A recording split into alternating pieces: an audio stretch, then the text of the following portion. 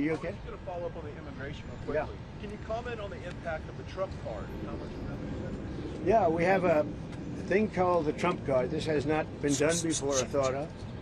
And for $5 million, this is usually people that would either be working for companies like Apple, I think is going to buy a lot of them, because they can't get people into the country. You know, if you come in through the southern border, you have no problem. You can be a criminal, you can be a drug dealer, and you have no problem. But if you go and graduate #1 in your class from a great school, you can't get a job because there's no access to getting it. You can't get a green card. So we're going to sell that to people, in some cases wealthy, in some cases not wealthy. They'll be paid for by universities. Look at Harvard. They got $53 billion. That whole thing is coming to an end. It's amazing what we found out. What a disgrace. They have $53 billion. We gave them 5, 6, and some people say it's as much as $9 billion over a short period of time. So that's very much coming to it. They want to make a deal more than, I would say Harvard wants to make a deal more than Iran wants to make a deal, and Iran wants to make a deal. I mean, a lot of things, look, a lot of things are happening on a lot of fronts, Brian. A lot of good things are happening.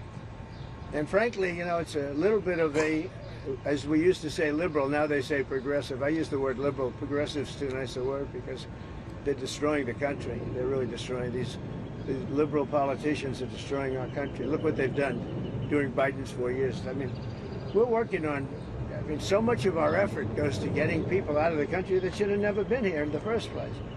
What he's done to this country, it's not him. He had no idea what was going on. Everybody knows that. It's other people. It's Lisa and this one and that, all these people, all this scum that was around the Oval, you know, the Oval Office or around the beautiful Resolute desk telling this guy, here, do this, do that, and not even telling him.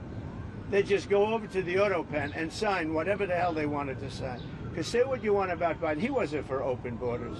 He wasn't for transgender for everybody. He wasn't for men playing in women's sports. But he has no idea what the hell, he has no idea. And they were very upset. They wanted Bernie Sanders. And after about a week of this guy, they said, wait a minute, we just hit gold. This guy has no clue.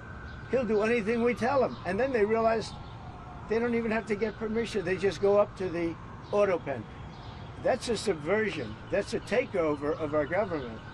And you people ought to start looking at it. That's a takeover. Not only did they cheat, I guess you saw yesterday came out with China and the license plates.